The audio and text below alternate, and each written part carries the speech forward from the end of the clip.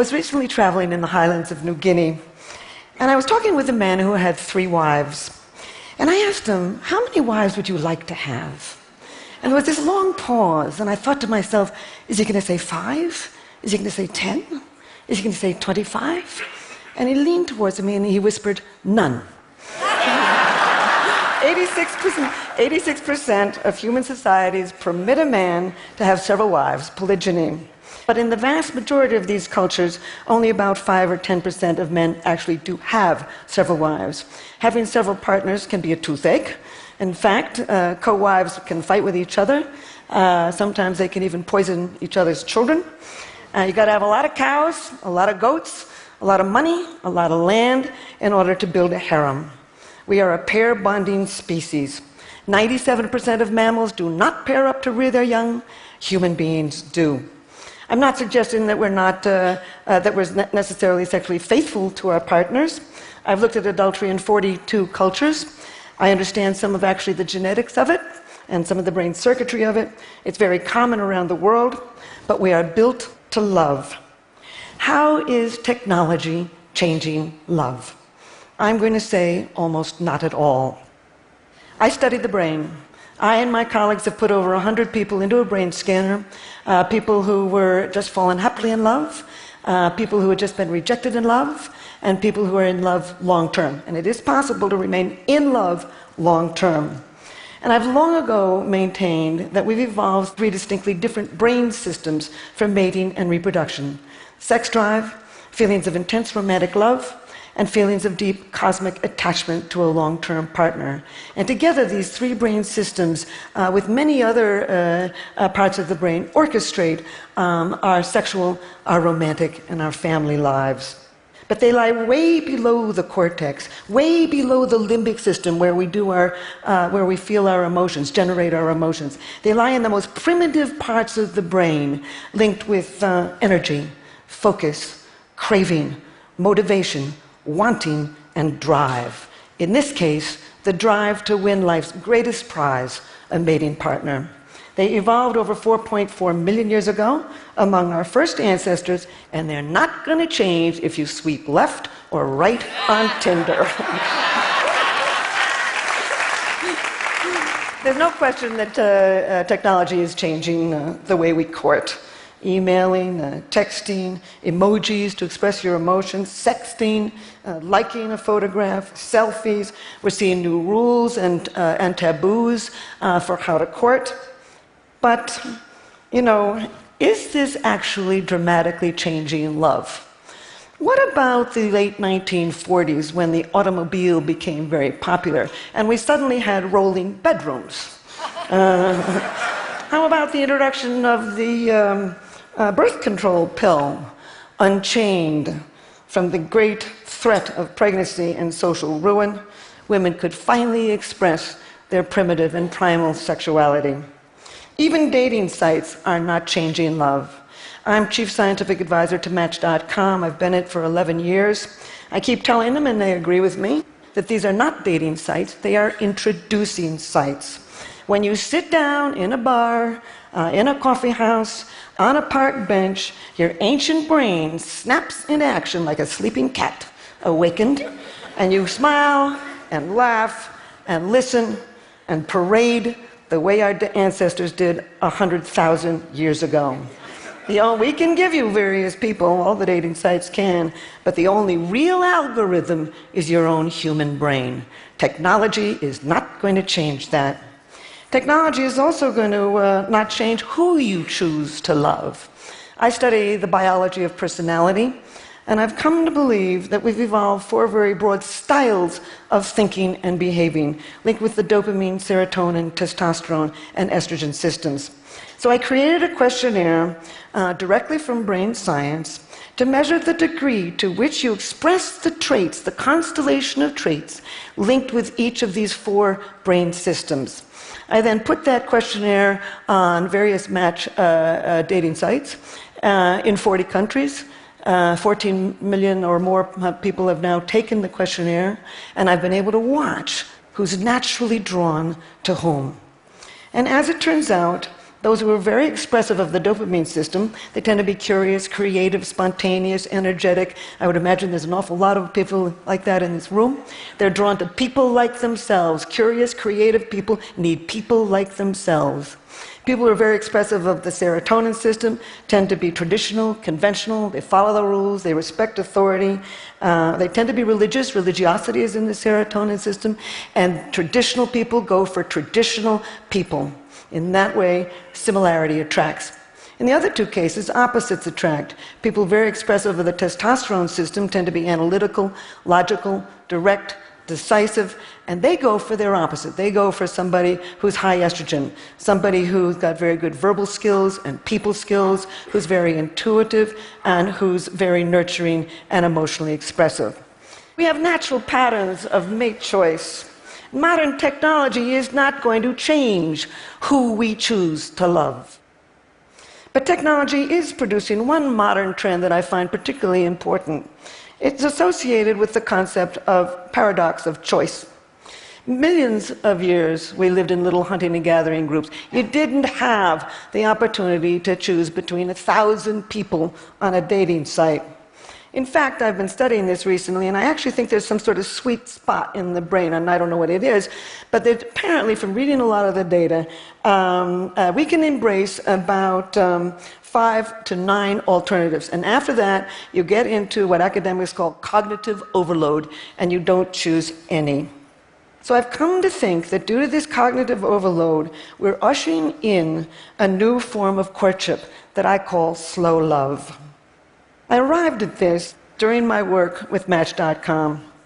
Every year for the last 6 years, we've done a study called Singles in America. We don't poll the Match population, we poll the American population. We use a 5,000 plus people, representative sample of Americans based on the US Census. We got data now on over 30,000 people. And every single year I see some of the same patterns. Every single year, when I ask the question, over 50% of people have had a one-night stand, not necessarily last year, but in their lives. 50% have had a friends with benefits during the course of their lives, and over 50% have lived with a person long-term before marrying. Americans think that this is reckless. I have doubted that for a long time. The patterns are too strong. There's got to be some Darwinian explanation. Not that many people are crazy. And so I stumbled then on a statistic that really came home to me.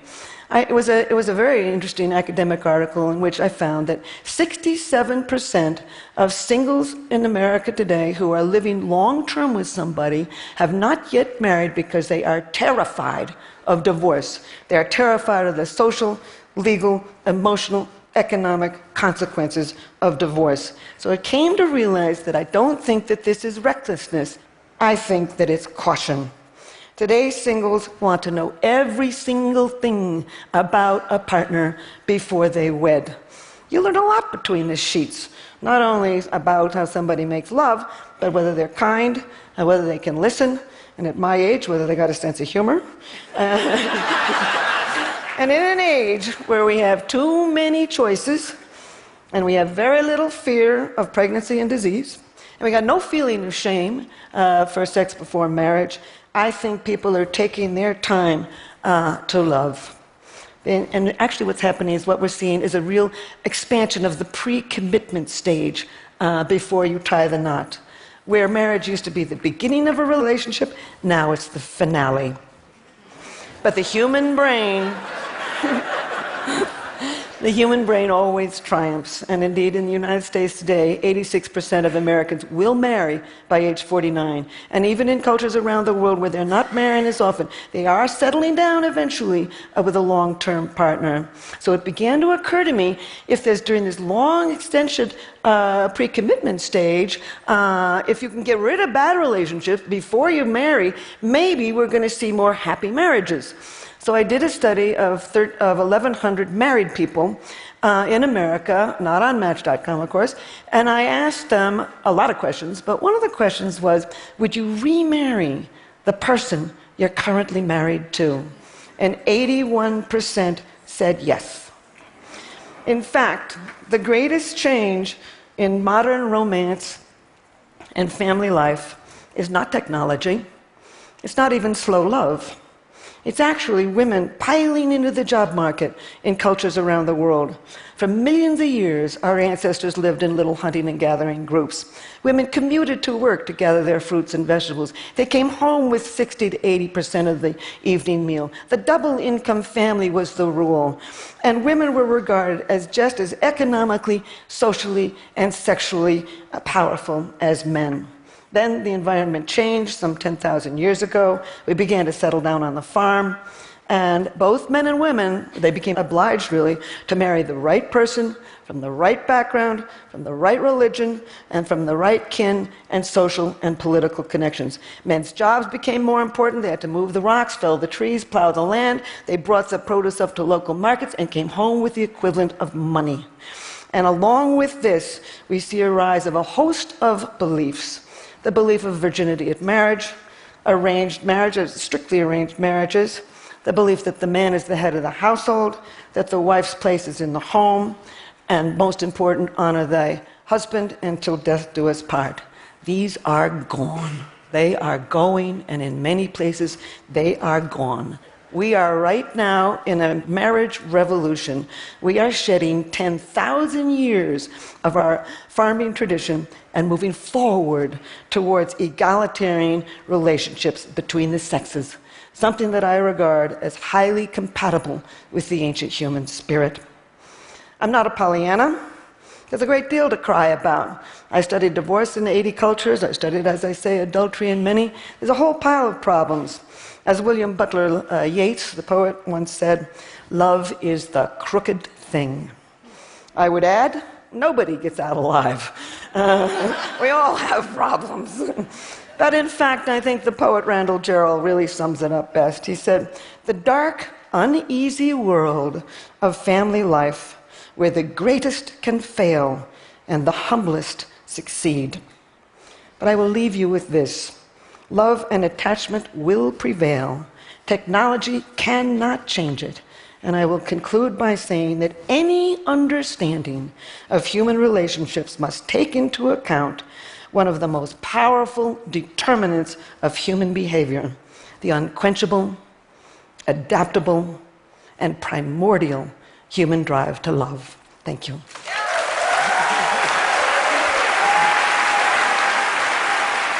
Thank you so much for that, Helen. As you know, there's another speaker here with us that works in your same field. She comes at it from a different perspective. Esther Perel is a psychotherapist who works with couples. You study data. Esther studies the stories that couples tell her when they come to her for help. Let's have her join us on the stage. Esther?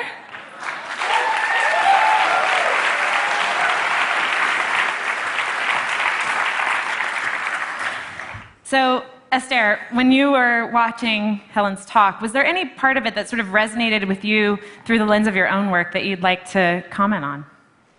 So, it's interesting because on the one hand, the need for love is ubiquitous and universal, but the way we love, the meaning we make out of it, the rules that govern our relationships, I think are changing fundamentally. I mean, we come from a model that until now was primarily regulated around duty and obligation and the needs for the collective and loyalty, and we have shifted it to a model of free choice and individual rights and self-fulfillment and happiness.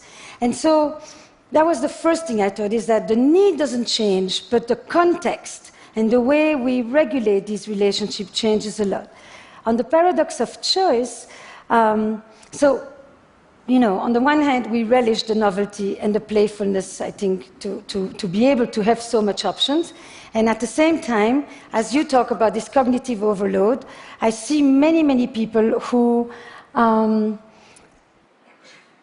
dread the uncertainty and self-doubt that comes with this massa of choice, creating a case of FOMO, and then leading us, FOMO, fear of missed opportunity or fear of missing out, but it's like, how do I know I have found the one, the right one? So we've created what I call this thing of stable ambiguity.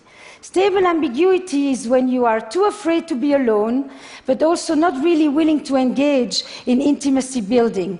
It's a set of tactics that kind of prolong the uncertainty of a relationship, but also the uncertainty of the breakup. So here on the internet, you have three major ones. One is icing and simmering, which are great stalling tactics that offer a kind of holding pattern that emphasize the undefined nature of a relationship, but at the same time give you enough of a comforting consistency and enough freedom of the undefined boundaries.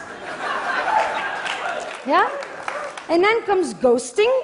And ghosting is basically, you disappear from this massa of text on the spot, and you don't have to deal with the pain that you inflict of another because you're making it invisible even to yourself. Yeah?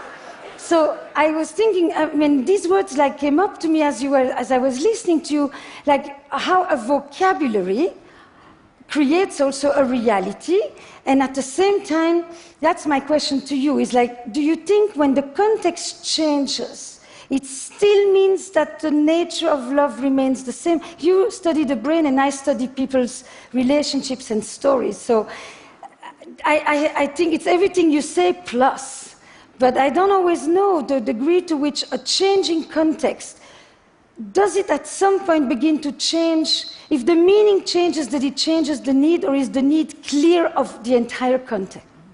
Wow. Well, I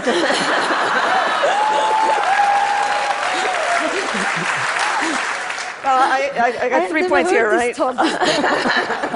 Well, first of all, to your first one, there's no question about that we've changed, that we now want a personal love, and that for thousands of years we had to marry the right person from the right background and the right kin connection.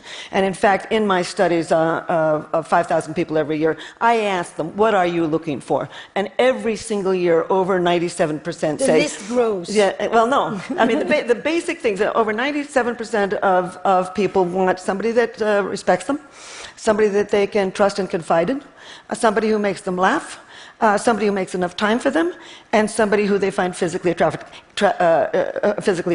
That never changes. And there's certainly, there's two parts. But you know how I call that? It's that's not what people used to say. What they would have said is that they wanted somebody with whom they can have companionship, economic support, children. We went from a production economy to a service economy. We did it in the larger culture, and we're doing it in marriage. Right, there's no question about it.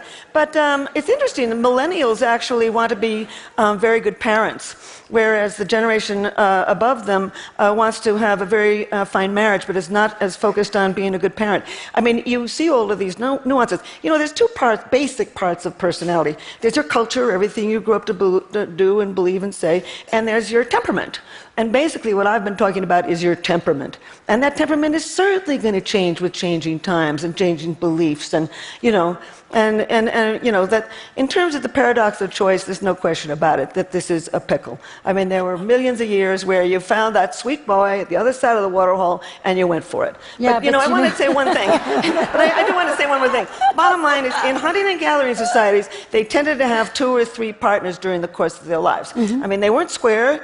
I mean, I'm suggesting that we do, but bottom line is, we've always had alternatives. Mankind is always, in fact, the brain is well built to what we call equilibrate, to try and decide, do I come, do I stay? Do I go, do I stay? What are the opportunities here? How do I handle this there? And so I think we're seeing another play out of that now. Well, thank you both so much. I think you're going to have a million dinner partners for tonight. Thank you, thank you.